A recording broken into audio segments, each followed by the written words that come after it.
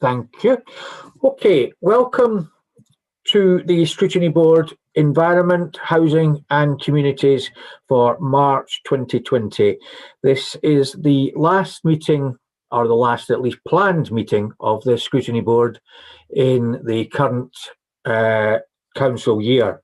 So welcome to that, and hopefully if you've not been to one of our meetings beforehand, you find the agenda quite stimulating in terms of the subject matter that we've got before us today. So what I'll be doing first is I'll be asking all members of the board to introduce themselves, and then we'll get our guests to introduce themselves as well. If members, if at all possible, can keep their video buttons on, but there may be occasions when you'll get a signal to say that your strength of signal isn't good, and fine, that's okay at that point to take your video off, because we'd far prefer you were in the meeting rather than having difficulties. When it comes to trying to get my attention, if you can use the raise hand button, or if you can't find the raised hand button, or it's difficult to use, again, just wave at me and I will try and catch what's happening. Now, if I experience technical difficulties, in the first instance, Councillor Graham will take over chairing the meeting, and then if Councillor Graham is knocked out the meeting as well, then Councillor Gruen will then take over, so that we've got a succession plan in place if absolutely necessary. So what I'm wanting to do now is just ask everyone to introduce themselves. So I'm Councillor Barry Anderson, I chair the Scrutiny Board, and I'm a councillor for Adlan Wharfdale. Councillor Akhtar. Yeah, good morning, Chair. I do apologise, my camera seems to be not working, but it's Javed Akhtar, represent London and Woodhouse. Yeah, thank you. Councillor Bentley. Morning, everyone. It's Jonathan Bentley. I'm councillor for Wheatwood. Thank you. Can't see Councillor Blackburn in the meeting at the moment. Councillor Brooks. Good morning, Councillor Kayleigh Brooks, Little London and Woodhouse Ward. Councillor Collins.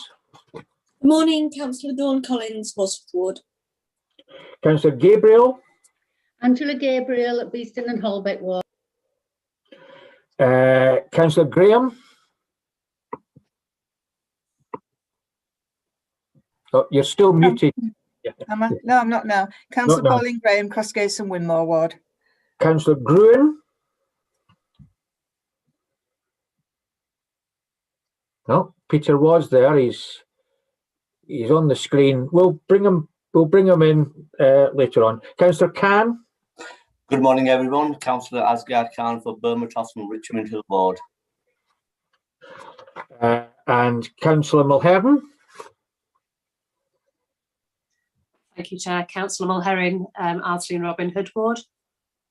And welcome back, Councillor Mulherron. She was on this Scrutiny Board a number of years ago, and then she got promoted, and now, because she's got other things, she's now come back to join us again. So welcome back again. Councillor Sharp. Morning, everyone. I'm Councillor Nicole Sharp from the Temple Newsham Ward. And last but by no means least, Councillor Smith. Thank you, Chair. Good morning, everyone. I'm Councillor Trish Smith. I represent the Pudgey Ward.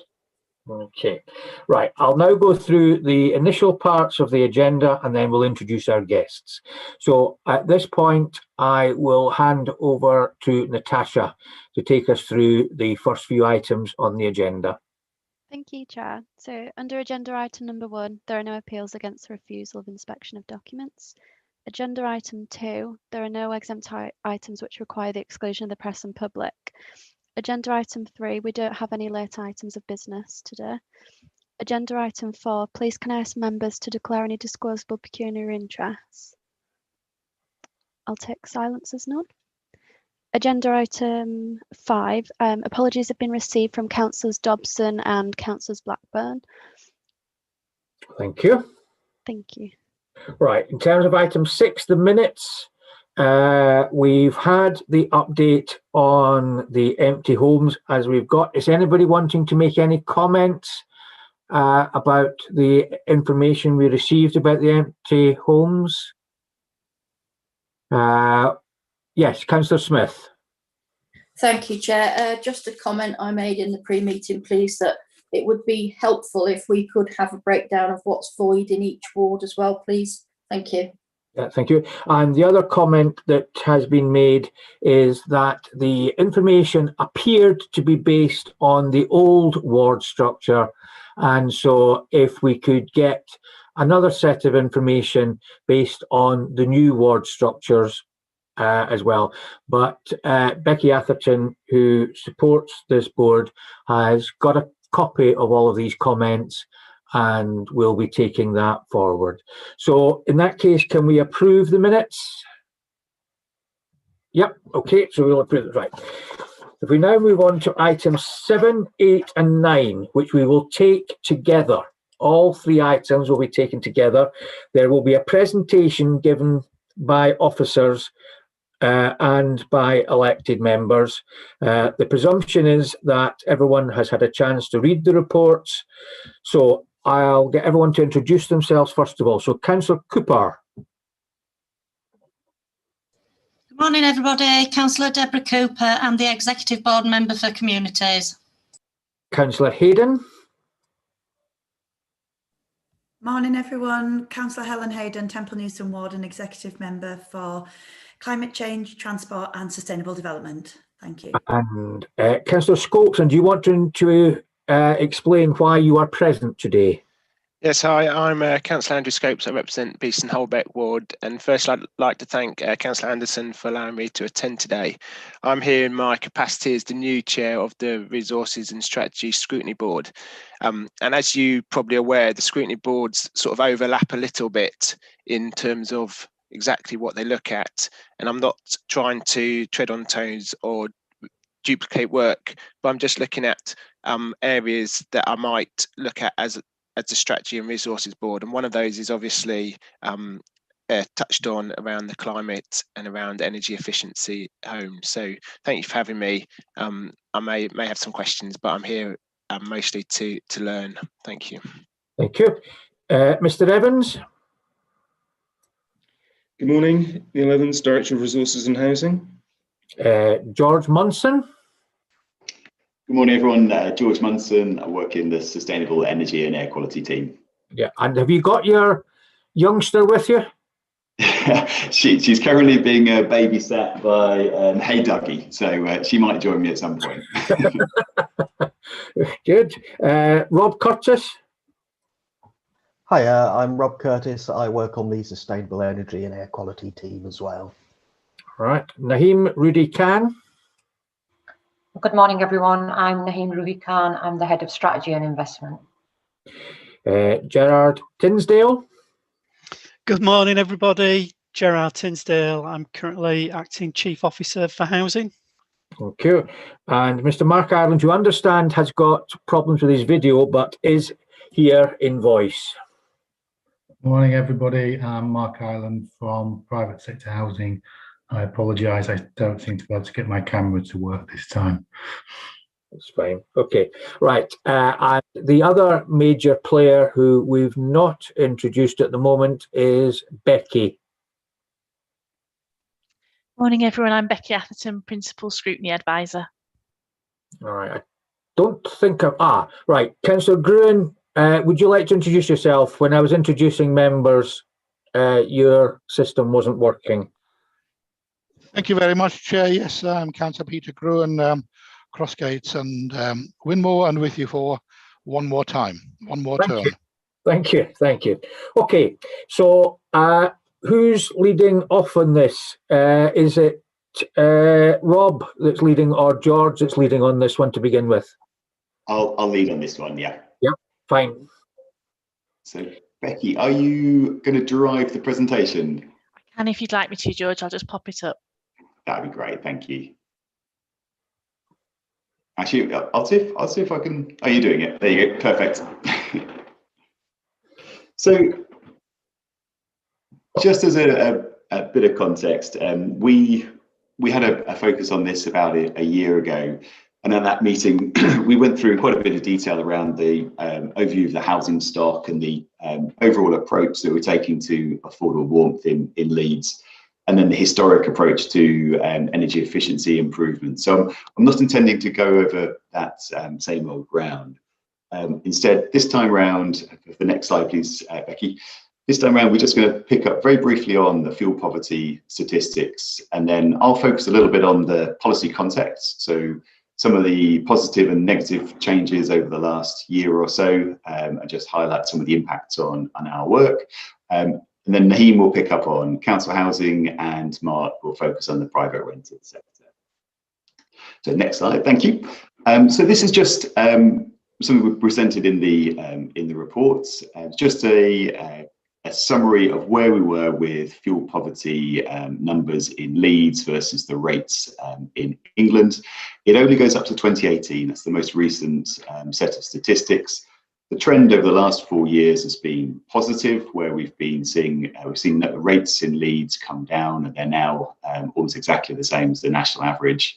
We know that over the last year there will be significant impacts as a result of COVID, with changes to income levels and a number of people spending a huge amount more time at home, so more pressure on fuel bills.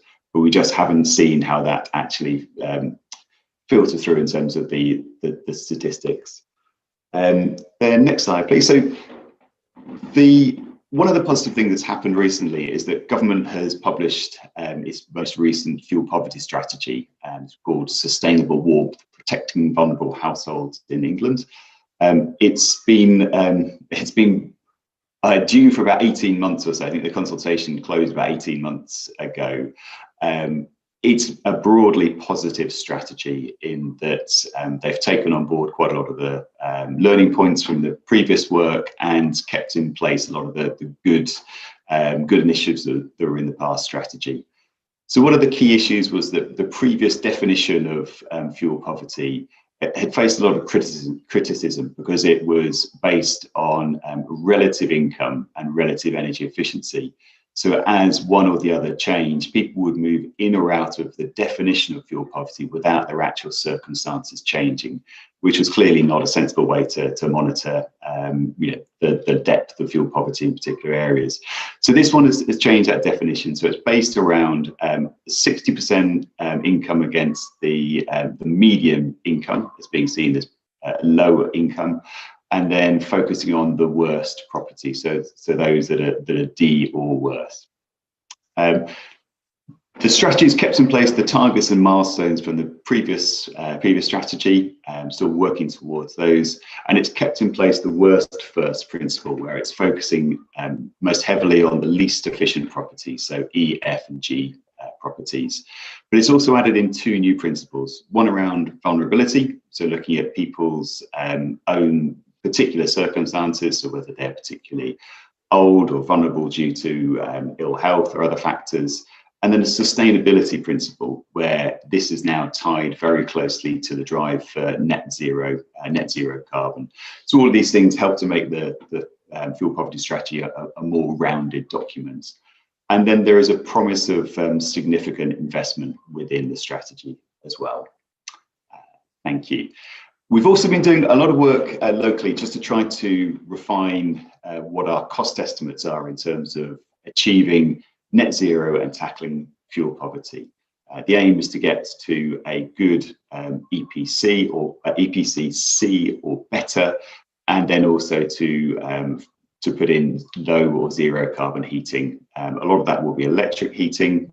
We're forecasting and assuming that the grid will decarbonise. So back in 2020, at the last Scrutiny board, we estimated a range of about 1.1 to 2.4 billion to achieve this. We've been working with a number of other bodies since then to try to refine the figures, and the range is pretty broad.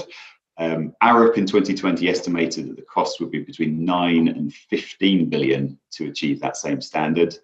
The Leeds Climate Commission, led by Andy Goulson, has come up with a much more refined estimate at 5.4 billion. and Arup have revisited their work using much better evidence, and estimated that for housing Leeds homes only, it was 862 million for about 54,000 properties. So that there is still quite a wide range, but we think that it's fair to say it's likely to be over 5 billion that is required in terms of new investments in properties to achieve the net zero carbon and to address fuel poverty. Next slide, please. So in terms of helping to meet the spending requirements, there are some quite significant new funding rounds available. So we've seen the announcement of the Green Home Grants. Around £2 billion was announced in the summer, primarily to help deal with COVID and get people back into work, was the aim of that fund. And then in the election manifesto, there was a promise of 3.8 billion for the social housing decarbonisation fund. 62 million of that has been awarded. An announcement has been made that there'll be 60 million made available this year, and then the remainder will be delivered over 10 years, over the next 10 years.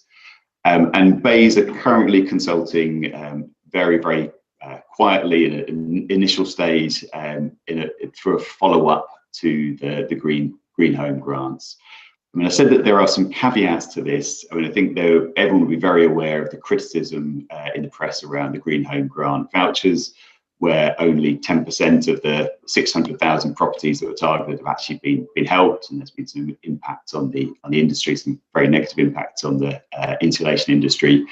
And then the Social Housing Decarbonisation Fund, the initial manifesto commitment was to spend that over this current Parliament, and now that's been extended for a full 10 years. So there is money, but it's not quite as accessible as we'd hoped. And I'll touch on some more points in a second.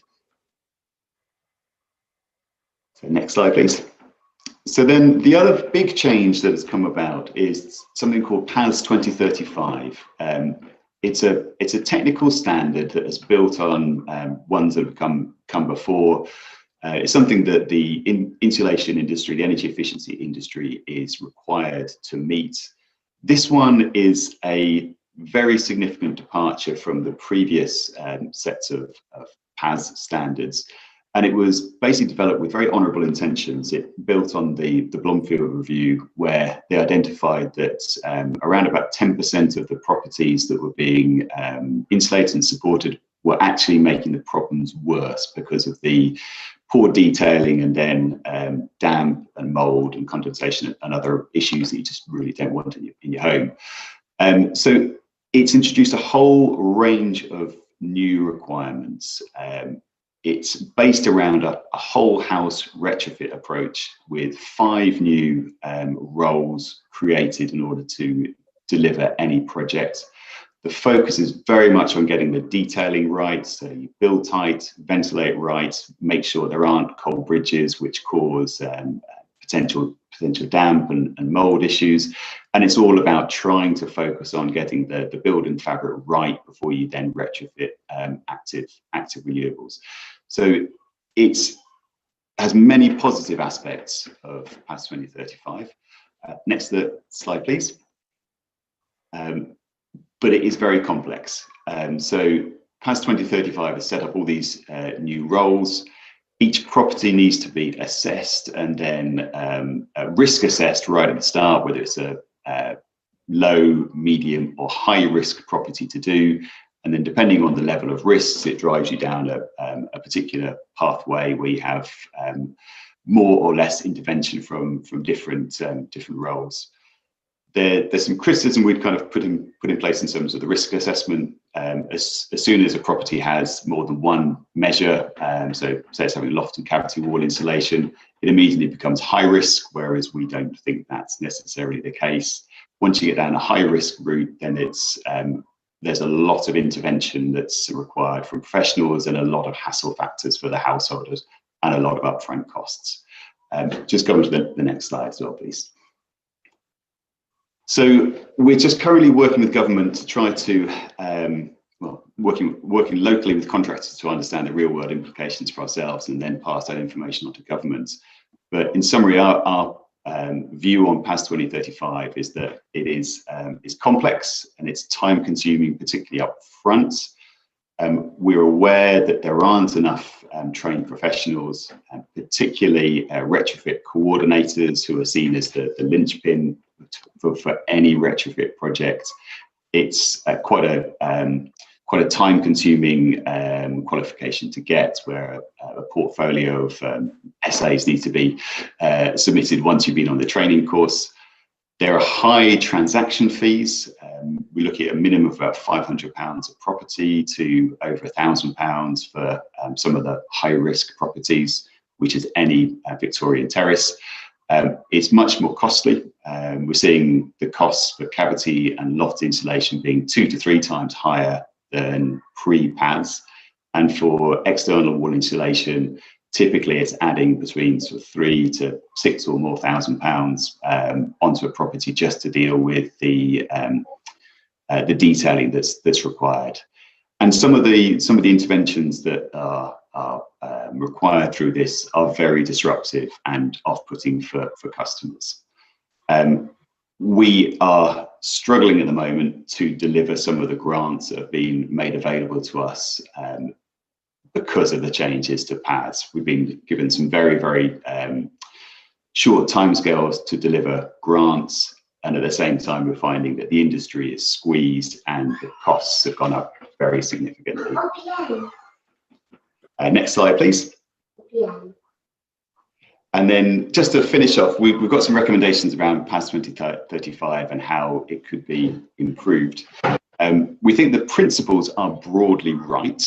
It is absolutely right to get the detailing right and to drive out low quality finishes to make sure we don't exacerbate problems. But our concern is that the standard as it's currently written is very inflexible. It doesn't allow us to use any kind of empirical evidence about the approach we've been taken to demonstrate that it doesn't cause issues. Every property has to go through a very lengthy, time-consuming assessment process. There is a formal review due in 18 months, but we believe that's too late. So we're working with BAYS now to help them understand the impact of PAS on our work and some recommendations that we'd like to put forward for improvement. And I'll now hand over to others. Naheem, are you dealing with the next part? Yes, I am, Councillor Anderson. Yeah, Becky, are you able to? Becky will put it back up again, yeah. Thank you. Yeah. Thank you very much. So there's just a few slides from me. I've picked out some of the key issues or the headlines from the report, which is specific to the council housing portfolio. We've been busy over the last 12, 14 months in particular, not just on the delivery side, but in terms of planning activity. We've taken the opportunity to cleanse our data, and we've been working very closely with the University of Leeds, and we've developed a model, or they've developed a model for us, which enables us to use our data more effectively to support the decision-making process in terms of where we invest and how we invest to get the biggest benefits in terms of energy efficiency. And in undertaking that work, and we've now got a number of schemes that are in the design phase. So essentially that means that they're ready and we can respond swiftly to take up funding opportunities, which, as George has mentioned, do come through at fairly short notice, and it means that we're ready when those opportunities arise.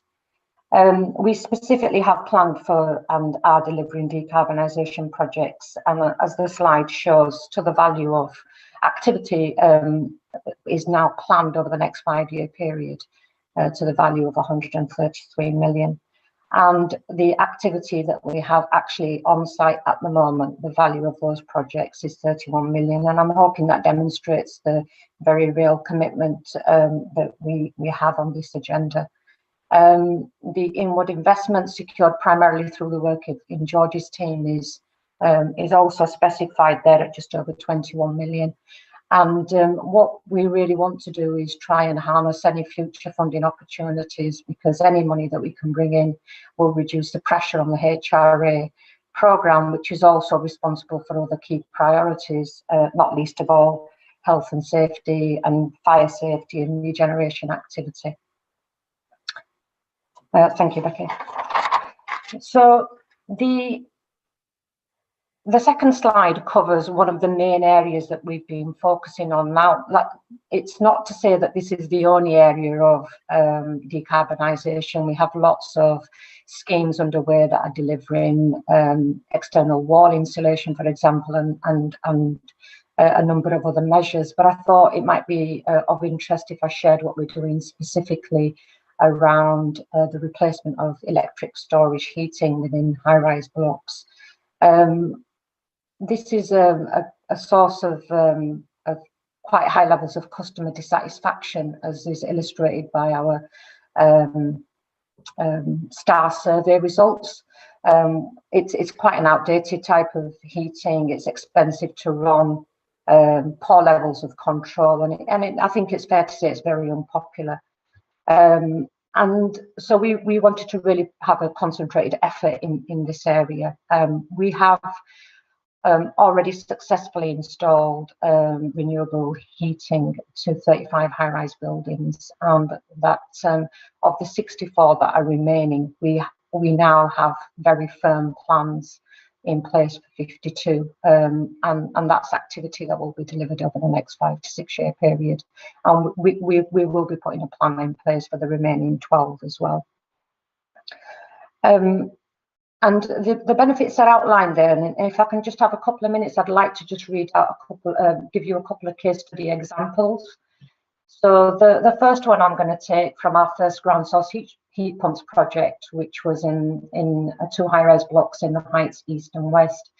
The household comprised of a retired couple in their 70s, and they'd managed with electric storage heating since the onset of their tenancy in 1995. We installed renewable energy in October 2020, and the space that's been taken up physically within the actual flat is less than that taken up by a traditional hot water cylinder. The contractors energists have a liaison team, and they met with the tenants. They provided instructions and demonstrations on how to operate the new system, because that's key to success. They also offered advice on tariff changes to maximise savings. I'm just going to read a short testimonial from that couple. When we had storage heaters, only the living room really got warm, but now all the flat gets warm. It's really nice to have the option to just turn it on when you want it, like on an evening when we're sat watching TV.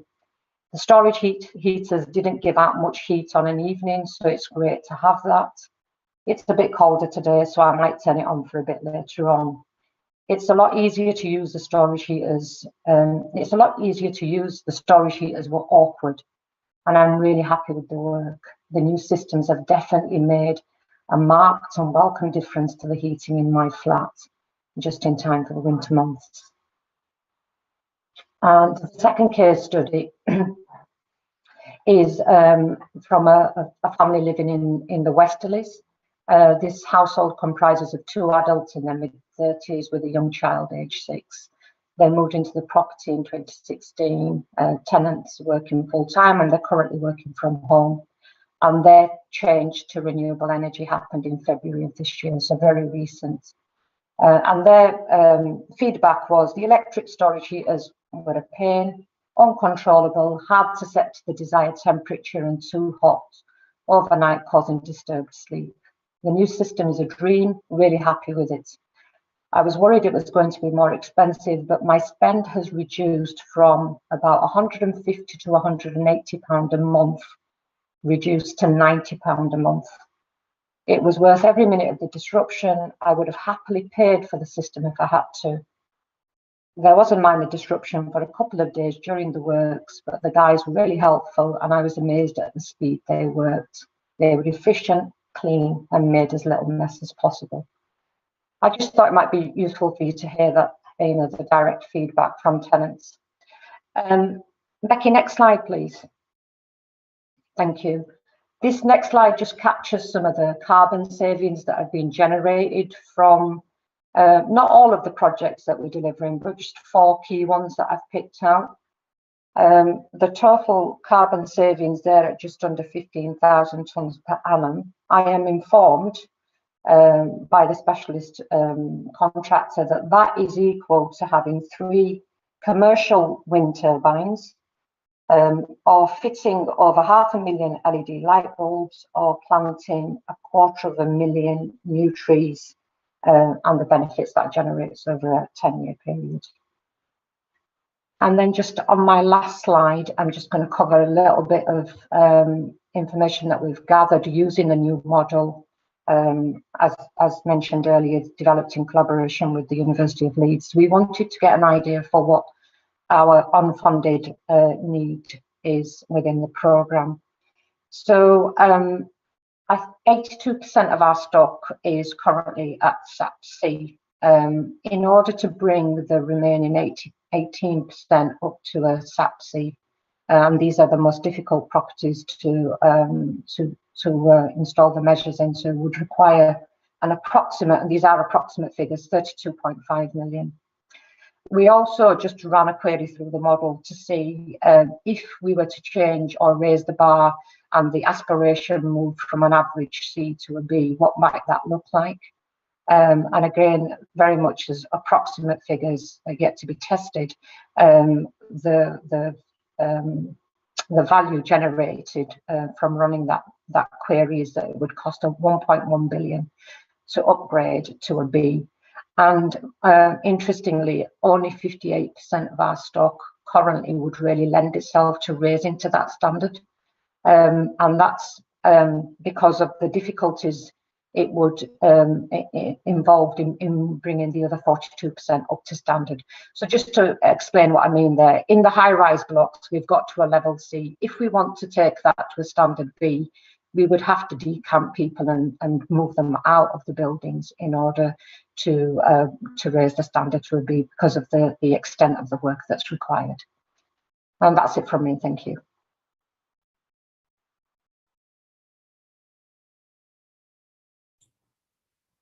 It would help if I unmuted myself. Mark, would you like to continue? Thank you, Councillor. Yeah, private sector, I think this agenda is one of the biggest challenges that's actually facing it. I think Gavin, Dick, last time when we were discussing private rented sector in general, raised the challenges that not just the private landlords, but also owner-occupiers face. It isn't an easy thing for people to do. It is a big challenge. I think we just need to be aware that, if you like, decarbonisation is slightly different from fuel poverty. What you find in the private sector is the highest energy uses tend to be in the higher value property areas, mainly because they can afford to heat their properties, and cost is not necessarily the same level of consideration. We find most of the fuel poverty will be in the inner cities, which are the lower income, and obviously the pre-1919 stock, which is more difficult for us to treat and bring up to the required standard. We've just had consultation. One of the things that is being considered is to move the minimum energy standard from an EPC level C by 2030 to 2025. We're awaiting the outcome of that, but that would make this agenda even more challenging for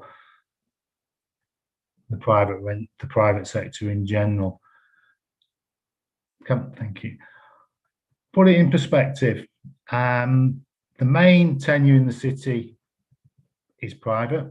It's not social. It's not something we have control of. The biggest tenure is owner occupation at around 58, 59%. Private rented sector is around 21, 22%. In terms of all private homes, 25% of them you'll find in the pre-1919 stock. In terms of the private rented sector, over 50% of it is found in the pre-1919 stock. So The hardest to treat properties are probably in the lowest sector in terms of energy efficiency, being the private rented sector. What compounds this further is, whilst 50% of the private rented stock is in that, most of it is actually in the inner cities. It's in the generally in the lower value rental markets, the lower value property markets. It's now found to be the prominent tenure in the majority of these areas, so places like Hare Hills, Beeston, Holbeck. The main or the most dominant tenure is actually the private rented sector. It's not a single market, neither is the owner occupation or the privately rented ones. Each market has different needs, it has different demands that people wish to have for their housing. As George has mentioned, the cost of the works to meet the standards that are being asked is phenomenal. We're looking at probably at a minimum of around £4 billion to get to an EPCC in the city.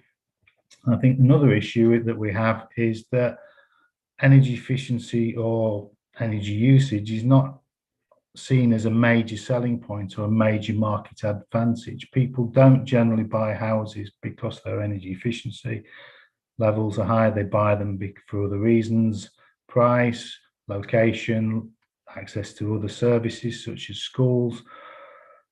Similarly, when people rent properties, whilst energy efficiency may be something they do consider in some areas, it's not something that in general is a consideration. We have seen niche markets like the greenhouse in Beeston and the development on along East Street, but in general, that it's not something that is taken to is a major reason for people when they buy or rent properties.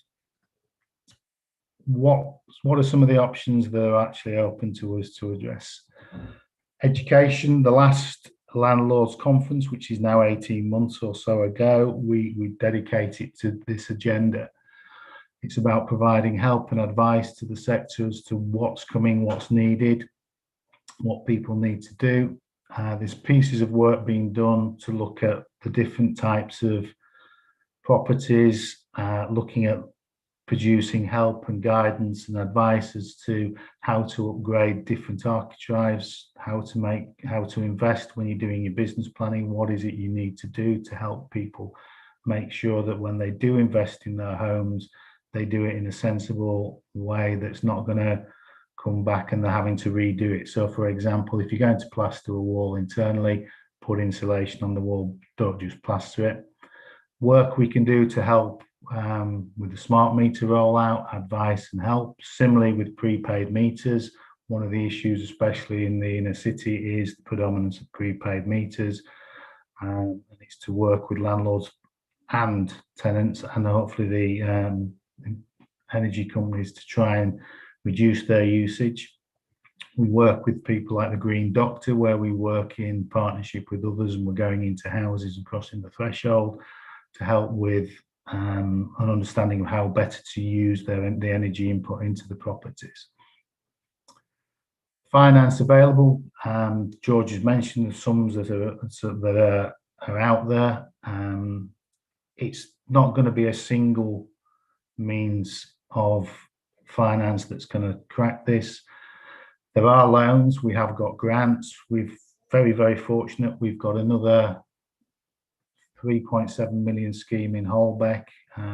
We got money from Get Building Fund to allow us to do that.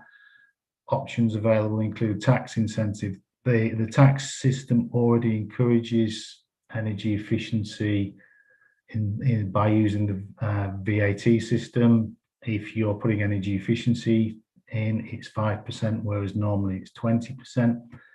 We've of course got enforcement.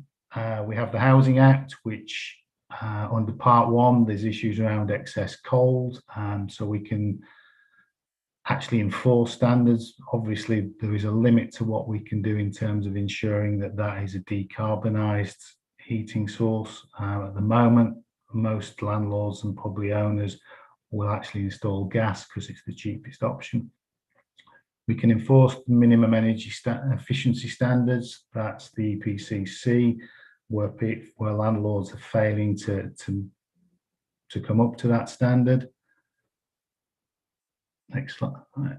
There's the option of public policy and changing that. One of the things we've discussed as an option, not just for this agenda, but also to improve housing standards, is to link things like local housing allowance to ensuring that people meet their legal duty, that they meet the legal standard and they meet the energy standard. I think what is something that we can do is there's, especially in the private rented sector, there's a lack of awareness of what's coming. So we can campaign to support the change, we can send out email alerts, we have Twitter, we can raise awareness that way. But ultimately, I think it needs a behaviour change. As I said earlier, one of the things that is not a priority when buying and selling a house is energy efficiency. It's something perhaps the financial institutions could look at in terms of when you buy a house, if something's missing, they can withhold the part of the mortgage until that's done. They've done that in the past, things like DPCs. Look at the price, may hopefully affect the price of properties. So those that aren't up to standard are a lower price, giving people an option to get into the market and invest in the property. That's it for me. Thank you.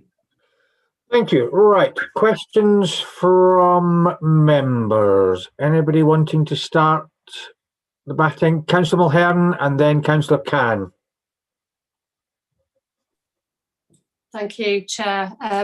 First of all, just like to say the work that is being done is really great. Needs great recognition in terms of the work that our officers have done to secure funding for the city. It's not luck that we've got those funds in terms of Get Building Fund, ERDF, etc. That's the work that's been done by Neil and Polly's team, George and others, to secure funding for Leeds to make these investments, which is great. I think the question I've got really though is the way that funding is delivered doesn't enable us to make the sort of long-term investment that we want to make in the housing stock, or to deliver the employment and apprenticeship opportunities that we need to see for the city.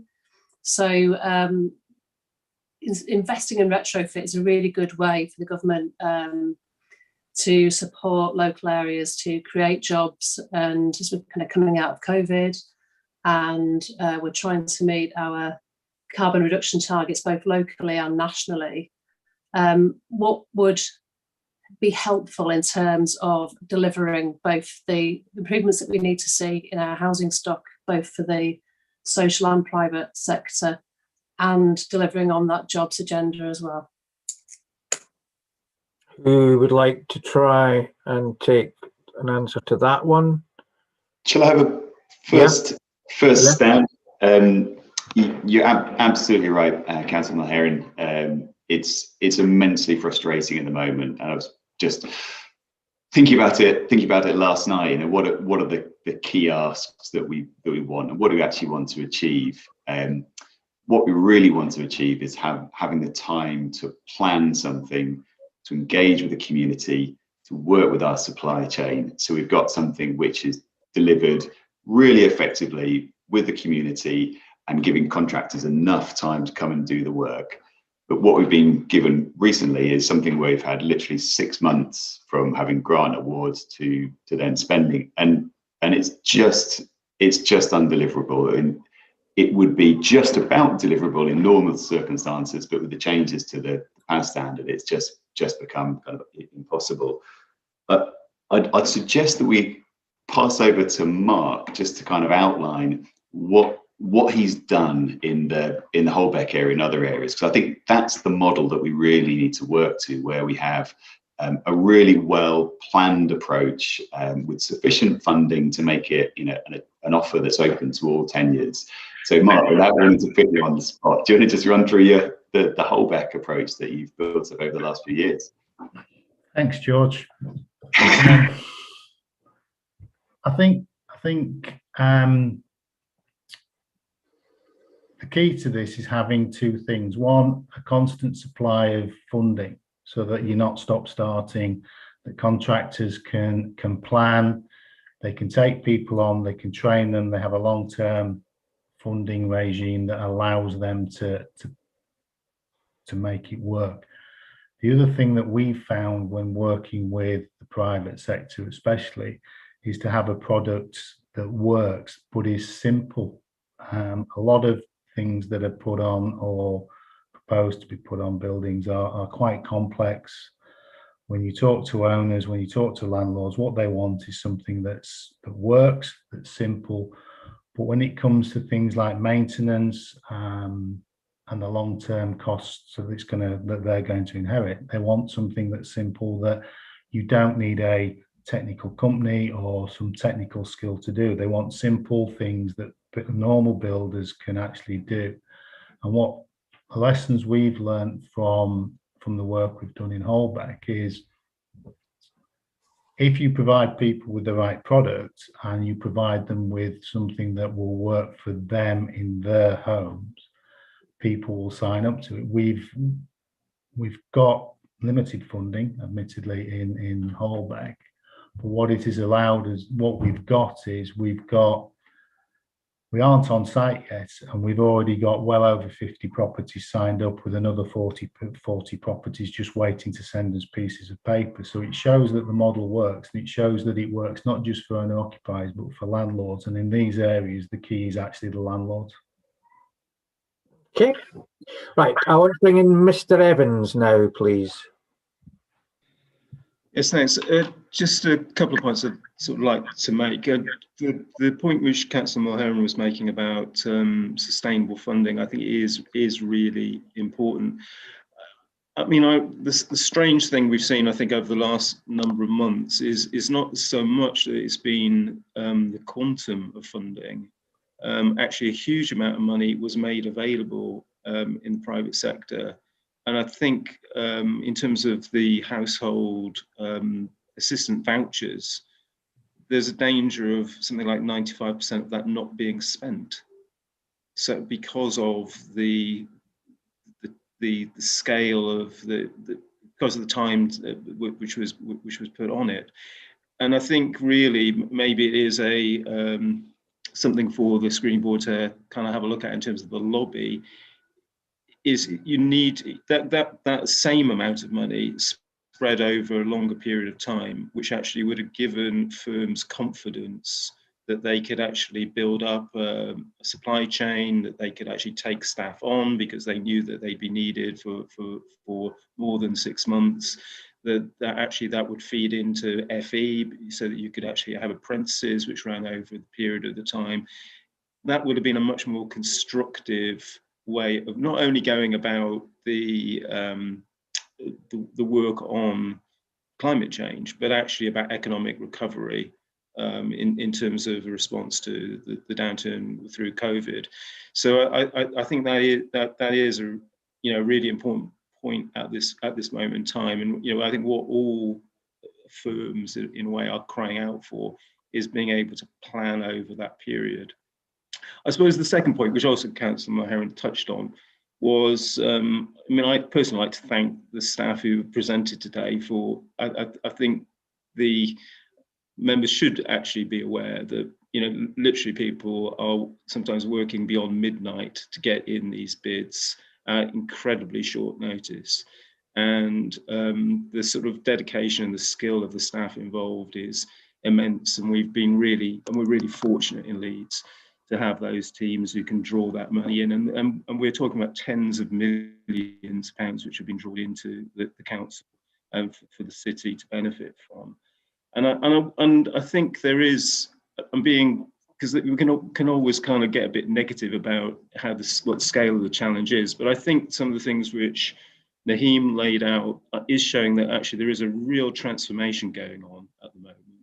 I mean, that £125 million worth of investment is enormous. It is going to really transform our multi-story stock, which is some of which has the worst issues around energy, and it's representing a real shift actually. So we're going from a few percent, 3-4% of maybe money being spent on that a number of years ago, when we were putting all our money into rightly into decency and addressing things like 30-year-old bathrooms and so forth.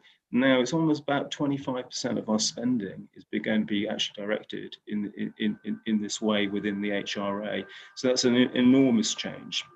And I think the other bits which I'd sort of point to is that whilst the amounts of money going into the private sector are a fraction of what we need, I think both through the work which Councillor Duran was involved with in Cross Green and Councillor Cooper with Holbeck, we're demonstrating what can be done. So we're actually kind of proving a case which can be rolled out. And then lastly, we're also proving a case in terms of delivering new council housing at a really good standard with energy efficiency at the heart of what we do, and which is deliverable through a business case paid back through the HRA. So I think beyond just the sheer amounts going in, the actual proving of cases of what can be done to housing stock, we're really kind of leading the way here. Councillor Mahern, you want to add anything, or are you happy with the answers you've received? Sorry, I'm happy with the answers I've received, but I do think there is a really important point about how we feed back the need for that funding to be delivered over a sustainable period so we can get the investment we want to see in jobs and apprenticeships here as well. Yeah. No, it's difficult to word this because we don't know who's going to be doing what in the new year, but if I am around at that time, I think what we need to do is look to get the exec member for climate change, the exec member for housing, and myself, along with officers, to try and get in touch with civil servants and government ministers to make this clear, because I get a lot of this information passed to me in terms of individual briefings, but it's how we get it out into the public domain so that the civil servants can understand what it is they're actually doing, and when they're advising ministers, the impact that they are having in terms of what we can do. So the points you make, Councillor Mahern, are correct, and I do think we've got to actively lobby across party, to be quite frank, so that we can get the point across. And so far, Councillor Cooper and I have done that on 1 or 2 occasions already. So, there is history, as you say, as far as that one's concerned. Now, these are the order I've picked the people up in. We've got Councillor Cann, then Councillor Brooks, then Councillor Bentley, then Councillor Gabriel, then Councillor Smith. So Councillor Cann first, please. Thank you, Chair, and thank you, George, Naeem and Mark, for your presentation and very useful information. I've got 2 comments and then I've got a question. One is comment regarding the Shakespeare's, the external wall installation. If you go back 3 years around Shakespeare's, the old concrete was falling off. It was dangerous. It was 60s built. Nobody wanted to see those blocks. Now the installation has been completed and the residents welcome. It's fabulous. It's looking beautiful, and it's uplifted the area, and the residents are taking the ownership as well. And just before COVID-19 last year, I spoke to one of the residents and she said last December it was really cold, and with this installation I never put my heating on, Councillor Khan. I'm really grateful. And before I used to choose between food or heating. Shall I buy food to put on the table, or shall I put heating? Now this year I managed to put food on the table, and I wasn't worried about the heating, and she welcomed it, and it looks fantastic.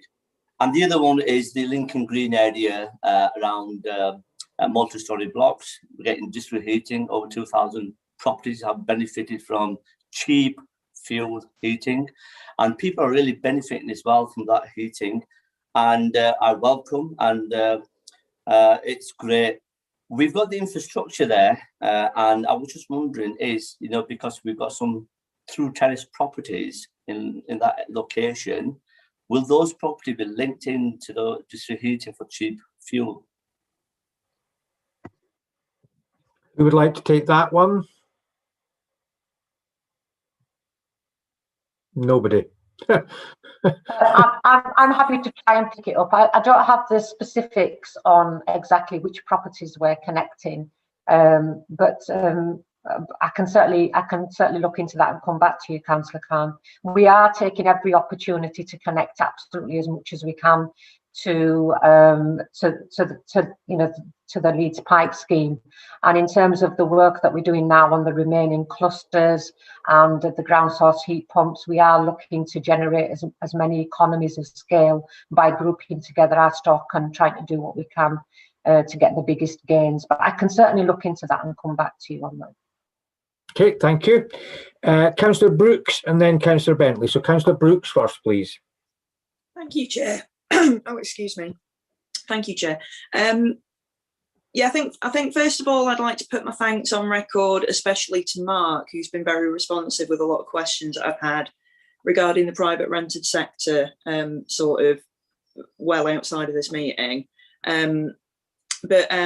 So Mark, on your presentation, you said something about withholding a mortgage. Did you mean withholding rent on that? Mark? Hello, sorry. I think what I was trying to say is that as part of the change that needs to happen is when people buy with own occupiers or private landlords, because this is tenure neutral. We don't consider energy efficiency or the works needed to bring it up to minimum standards as part of that discussion or part of the financial transaction. So it's maybe something that can be lobbied of financial institutions, in the sense of, when I first bought my first house, one of the things that they withheld from part of my mortgage was they wanted me to put a damp proof course in. So if you're buying a house that doesn't comply with minimum energy efficiency and you need to invest so much, perhaps it's something that could be considered as part of that process. In terms of rent or withholding rent, there are options for tenants allowed to do that as part of current legislation, Fitness for Human Habitation, where we serve notice and works aren't done, they can get rent repayment orders. But I suppose my point was, if we are going to see the change that we need to get to the level that we need to do, enforcement alone it's more than just things that are within our control. There are other partners who could possibly help in terms of forcing the agenda, if you like. So what you're talking about, just to be clear, sorry, is about trying to get it so that the property's value is reduced unless the work has been done. Yeah. Okay, yeah. That makes sense. Thank you. Okay, right. So Councillor Bentley and then Councillor Gabriel. Thanks, Chair, and can I express my thanks for the excellent presentation and the amount of work that's gone into that, and the amount of work that the team does all year round. Very specific question, really, and it's about storage heaters, which probably, in terms of complaints and comments I get from tenants, is fairly high on the list. And as the letter that Naheem read out sort of very succinctly put it, you know, the problems around control, around the fact they don't actually get hot enough at the right times of day, the expense, etc., and they are very tenant unfriendly. We still have a lot of storage heaters in the estate. I know there is a program to replace them eventually, but when they break down or when there's a problem with them, is that the opportunity to put something different in? Because what I'm seeing is we are still replacing storage heaters like for like when they need replacing. So I just wonder if you could have some comments on that, please, Chair. Naheem? Thank you. The first ground source heat pump that went in was as a consequence of the numbers of repairs that we were undertaking within a particular high-rise block, and that triggered the need for us to look at the entire system. It's just getting a balance, really. We are trying to accelerate as much activity as we can. It's ordinarily an £80 million programme we deliver annually. This coming financial year 21-22, we will have just short of £90 million worth of activity on the ground. So there is a balance to strike in terms of the budgets, because this activity is supported through the HRA, and also risk on the ground as well by having multiple schemes open. We have ranked the prioritisation based on the numbers of repairs that we have, and we are trying. The plan is to get round to every single high-rise block with an electric storage system in there at the moment. But there are still quite a high number to get through. And so in the meantime, I guess if an individual flat has a breakdown, then it might seem apparently short-sighted, but in the immediate short term, we might have to replace that individual unit with a like-for-like replacement. But we won't be doing any system replacements with electric storage. Anytime we take a system out, it will be with a renewable energy source. I hope that answers the question. Councillor Bentley? Can I come on that? And just say, I appreciate as I said in my original question, there is a scheme to do replacements, wholesale replacements, when we can replace the whole system in a block of flats. But I think my question really is, if we have a breakdown and a repair done to a storage heater out of that scheme, and it's a one-off, we'll be spending money on repair or even replacement. Could we be looking at a short-term alternative to storage heaters on a case-by-case basis within individual flats until all the flats are, the full scheme comes in, because you'd be having to spend money on the new storage heaters or on the repair. So rather than do that, and by doing that, you're just continuing the dissatisfaction that you have with the tenant and the expense. Could we not be looking at how we deal with those repairs so that we're giving the tenant something better in the short term? Naheem? Yes, I fully appreciate the question that's being asked, and I think we probably already do, but I can make absolutely certain that we are looking on a case-by-case basis as to whether we've got the best solution for the individual at that point in time. But ultimately, replacing an entire system is a very different activity to looking at an individual flat. What might be happening for one particular tenant, but we can offer assurance that we will look at it on a case-by-case basis, just to make sure that we're doing the best thing for the tenant. Yep, thank you. Right, I've got Councillor Gabriel and then Councillor Smith. So Councillor Gabriel, please. Thank you for that, Chair. Can I also thank all the officers, and particularly as a ward councillor for Holbeck? I can't tell you the difference that improvement has made. Just back-to-back houses that should never have been built in the first place, and 100 years later, they've still got one brick to keep between them and the outside world to keep them warm. It's actually improved the lives of those people tremendously.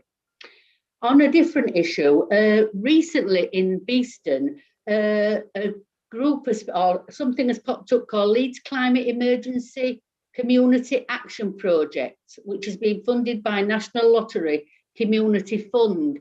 As I've got a load of experts in front of me, this was done without any consultation with ward members or the community. I wondered if people knew about this group. Anybody know about it? I mean, yeah, Robert? Councillor Anderson?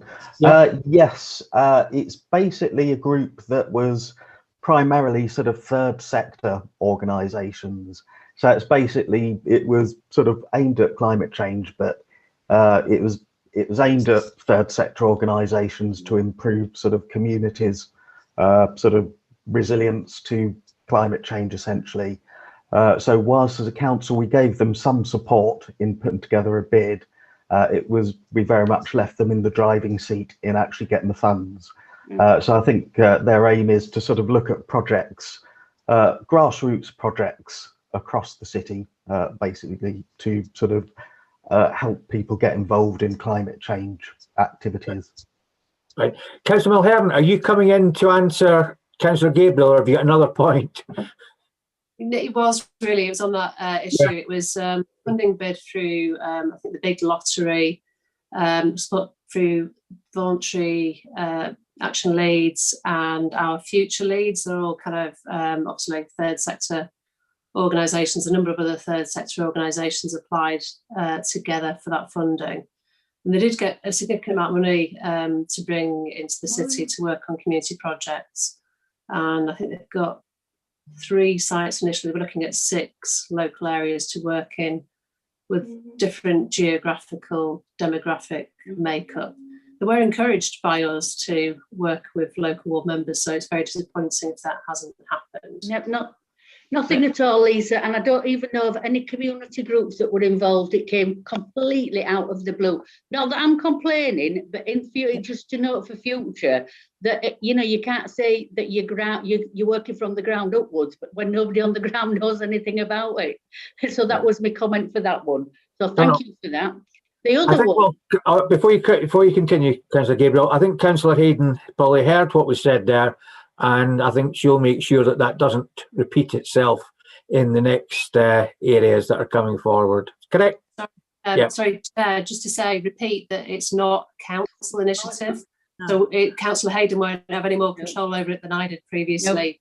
We've encouraged them very strongly to work with local ward members, and Councillor Hayden can do what I did and go back to the organisers and remind them that they were encouraged to do that. But it's not something the council has any control over.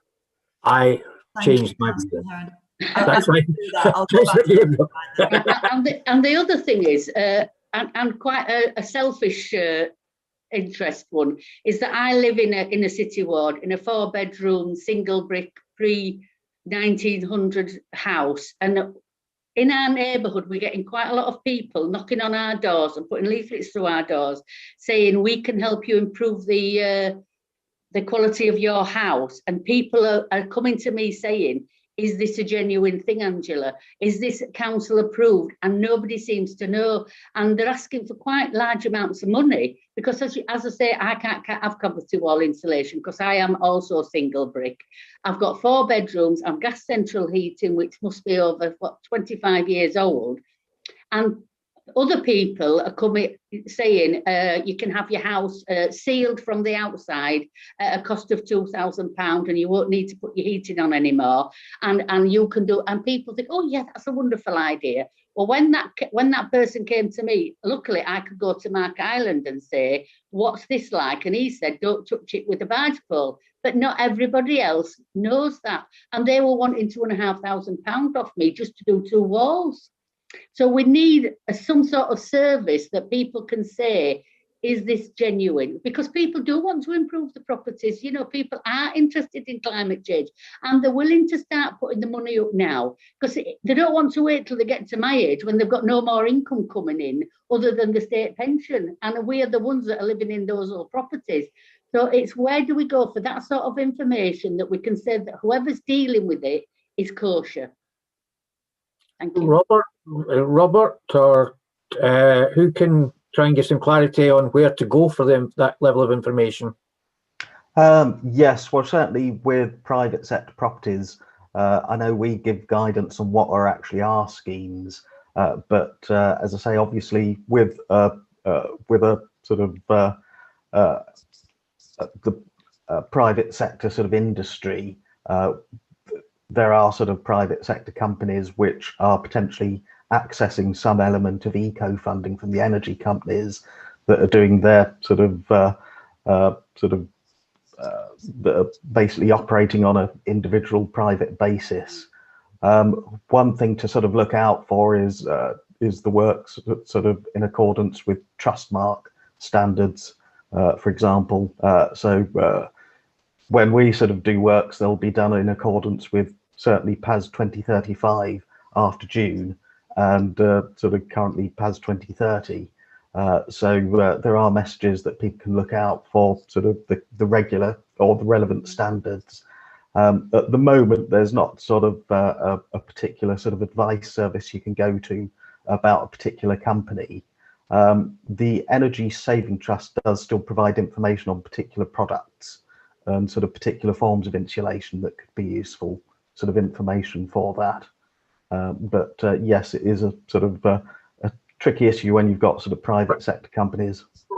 So presumably then in that case, that's a gap that maybe a future scrutiny board should look into, because we don't want residents spending whatever small amount of money they've got on something where it might not be as straightforward as is being presented to them. So again, Becky will have taken a note of that. So thank you for that. Councillor Smith. Thank you, Chair. First of all, I'd like to congratulate the officers on excellent reports, really user-friendly, other than one block of figures that you have been clarified now in the presentation. So thank you for that. It's great to see there's lots of work already done and plenty more that's ongoing. I'd like to put my formal thanks on record to Naheem, Gerard and George for all the help they've offered me in my own ward. I've got 4 tower blocks and lots of residents that are unhappy, that are cold, that are damp, etc. And I welcome the new ground source heat pumps that they'll be receiving very shortly. So thank you very much for that. I think that the successor board should lobby government in some format, because I do think, having heard what we've heard today, we could possibly make them aware of the issues that are being faced, which they probably aren't aware of. They may not understand fully. So I think we should bring that to their attention. I agree with Councillor Mulheron that this would help with job creation and apprenticeships. I'm very hot on apprenticeships. I think we should grow our own talent. I think things like this are here forever, and I think that we should future-proof the city as much as we can possibly do. So I would welcome any help from anybody to do that. So really, it's just putting my thanks on file. I think particularly to Naheem, because she's been absolutely brilliant with me. So thank you very much, and thank you. Thank you, Councillor Scopes. Hi, yes, thanks, Councillor Anderson. Really interesting discussion. One element I've just got a question around, and it relates to fuel poverty. Clearly, the cost of fuel is one of the big issues, and I welcome the work that's been done around tariffs. But I think we know that there's also prepaid meters, and often those prepaid meters are much less cost effective than those of us who have it via direct debit charges. Just wondering, what could we do more, both in council houses and private rented sector, to get rid of them effectively, so people don't get those worse tariffs? Who's wanted to help on that one? Rob? Oh, yes. Yes, it's an issue that is still around with us. I know certainly the government has done things such as introducing caps on tariffs, which have sort of alleviated some of the issues, but there are still issues with self-disconnection for people when they sort of deliberately, obviously, budget by turning off their heating when it would be better otherwise. Certain issues, obviously with the new generation of smart meters, it should become easier for people to move onto a sort of credit tariff, because there won't be the need to sort of physically change the meter, which has been something that people have had to be paid for.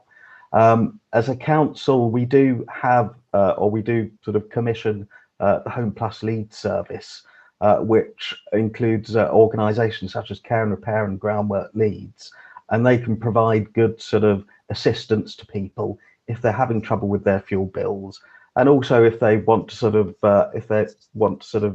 try and change to a credit tariff or change tariffs generally. So that is something we would point to if you've got someone who's on a low income and struggling and needs a bit of assistance. So that we would definitely point people towards that. But more generally, yes, certainly the new generation of smart meters should make it easier for people to sort of switch between sort of prepayment tariff and sort of credit tariffs, for example. Okay. Okay. Right. Anybody get any other comments they would like to make? If not, sorry, Councillor Sharp. Hi, thanks, Chair. Just a comment for me. I'd like to thank officers as well for all the hard work. With my constituency hat on, I can say, Naheem, that I do have success case studies as well. So well done, everybody. Thank you. Thank you. Right. So I think the major issues that we've got out of today's session is, one, we need to lobby and look at what we're going to do. We also need to look at how we can help the private sector identify potential, what's the best way of putting it, suppliers as to whether or not they are above board or not. I think that's something we need to look at. And finally, to thank the quality of staff that we've got. As Neil highlighted, the hours that they're working, to quote a building term, the shovel-ready schemes that they've got ready to go whenever funding government comes available. Because, one of the major problems with government funding is that they might announce today and tell you they want it spent within 6 weeks. And unless we've got things on the stocks ready to go, it makes it very, very difficult. So I'm going to bring in Councillor Cooper, and then I'm going to move on to item 10. So Councillor Cooper. Thanks, Chair. Sorry, I was assuming you normally bring me in at the end of the item to see if I've got anything to add really to what's been said. But I really do want to show my thanks for the officers that are here today and that have done a wonderful presentation, but also to the teams that are behind those officers and all the great work that's going on outside in all of the wards in the city around this agenda. I think from what you've heard today, it really shows, and I hope that Scrutiny Board members agree with this, the commitment that Leeds City Council has got to this agenda of climate change and tackling fuel poverty and retrofitting wherever we can and wherever is possible. I think you've been shown that where we've been able to achieve that, and with the resources we can do that. There is numerous success in schemes that we've developed, and you've just heard a tip of the iceberg really of what we've been doing in the city around this agenda. And I know, Chair, that you've been involved through your role also with me on the Strategic Housing Board, on looking at the issue that we've got in this city with so many houses that are pre-1919, and the real challenge that we have about how do we bring those really up to the 21st century, and also not just for the buildings themselves, but actually for the people who live in them, because that's what it's really all about, isn't it? That's what we're trying to achieve, and we, as I've said, we're trying to do that with our council stock. We are encouraging the private rented stock to do so, and also owner occupiers as well. But yeah, just thanks to Scrutiny Board members who have been on board with all of this work. I know you've been aware of it for a couple of years now, and hopefully you can agree this time actually that the council have got the commitment right on this and are actually delivering. So thanks, Chair. Yep, no, I would endorse what's just been said.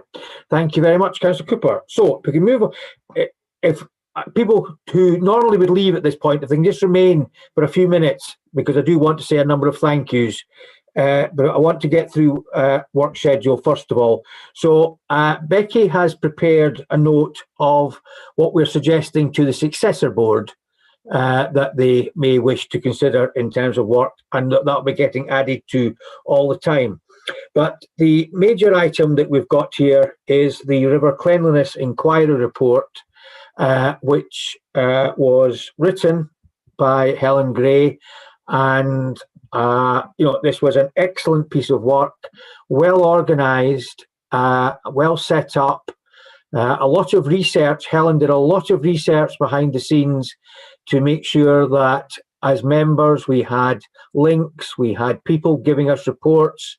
So my heartfelt thanks to Helen for the great work that she has done, and I have made sure that her manager has been made aware of how well this piece of work was done and the professionalism that was shown in terms of what she did. But we are asked as a board to approve the report. So does anybody want to dissent from approving this particular report? If not, thank you very much, and thank you, Helen, for everything that you have done. So, as we're all aware, this is the last meeting of the year. So there's a number of people I would like to thank. First of all, I'd like to thank Becky Atherton for the work that she's put in behind the scenes as well, organising things, and as anybody knows me, keeping me on the right side and prodding me when I'm to do the right thing at the right time, and to challenge me on a number of things as well. And I think we've had an excellent scrutiny board this year as a result of the work that Becky's done. I would reiterate the thanks I've just passed to Helen, who has been involved with this board for the last 2 to 3 years by taking on tasks, and is a welcome addition to the team. But most of all, I'd like to start thanking you as a scrutiny board for the way that you have conducted ourselves this year. I think we've done some excellent work. We've looked at a lot of good things that affect our residents on a day-to-day basis. And in the main, I would probably say the council are moved well in the right direction. Yes, we've all got issues that we would like to see changed, but that's the whole point of scrutiny. So thank you all for the time and commitment that you've given up as well. Can I also thank Neil Evans, who this is his last meeting as being in charge of council housing, for all that he's done and the support he's given council. But he's not going to probably be a stranger to here, because he's taking over looking after the benefits side and the customer side of the council. Now, whether this is a fair transfer, only Neil will be able to tell us as time goes on. But can I also thank the officers that work for Neil, work for Councillor Rafiq, who have given us excellent service this year, and also Councillor Cooper and Councillor Rafiq for working very positively with scrutiny, and particularly when the pandemic was at its worst towards March, April, May, June last year, when both Councillor Cooper and Councillor Rafiq kept me fully in the loop, kept me fully briefed as to what was happening, so that when we as a scrutiny board were to come together again, we were able to contribute positively to ensuring that the city was well looked after. Now, there are 2 other people I'm wanting to make special reference to. I said goodbye to Councillor Gruen last year, because at that point, we were going to say goodbye to Councillor Gruen at that point after his years and years and years of service. But COVID has meant that I'm repeating myself. I can't remember exactly what I said last year, but what was interesting at council yesterday was all the people who congratulated Peter and wished him all the best. And I think without exception, all said, we disagree with Peter on a lot of things, but outside of the meetings, he's a really nice chap. Now, I'm not going to go down any of those stories, but what I will say is that Peter has given years and years and years of service to this council, and he's now going to give equal amount of service in terms of the new ventures that he's moving into. And certainly from my personal point of view, yes, we have had our moments together, but I do wish him every success in the future, and to thank him for all his effort he's put into the city. And the city is different as a result of the influence of Councillor Gruen.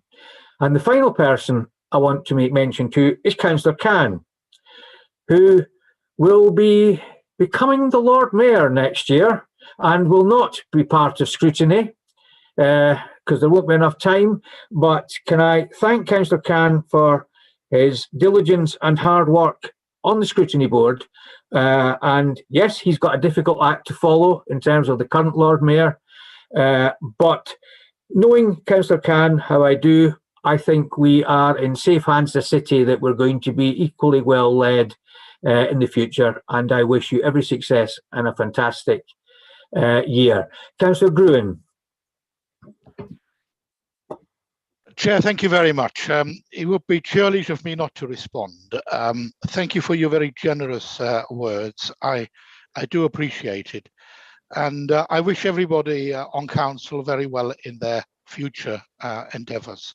I think you've been a long-standing, very fair, articulate, hard-working chair of this board. And like me, you believe that executive board members and directors do need to be held to account fairly, properly, transparently, and that decisions made together are usually better decisions than those made apart. Seeing that Neil is in front of me now, I have no idea how he held on to housing for so long, having moved into the centre, but he's been a fantastic director of housing, and I've really enjoyed working with his wisdom, his patience, his good humour, and only occasionally did he fail to keep me on the straight and narrow, but he tried ever so hard to do so. So thank you all very much indeed. I wish you all the very best. Thank you. Thank you. And Councillor Khan has the final say today. Thank you, Chair. Just briefly, I want to say thank you to you. It's been my pleasure to be on the Scrutiny Board, and you've been a fair chair. And I've been on the Scrutiny for a long time, especially in the housing, environment, communities. And it's, you know, we've done fantastic work together. And I'm not going nowhere, but I'm going to go away for 1 year, hopefully, fingers crossed. And just want to say it's been a pleasure to be on this Scrutiny, and I really enjoyed every bit of it as well. I just want to say thank you to every one of you. Thank you. So with that said, thank you all very much for your time and effort this year. It's been appreciated. Members, officers, and the team that we've built up together by working together, it does show what can be achieved. So thank you all very much.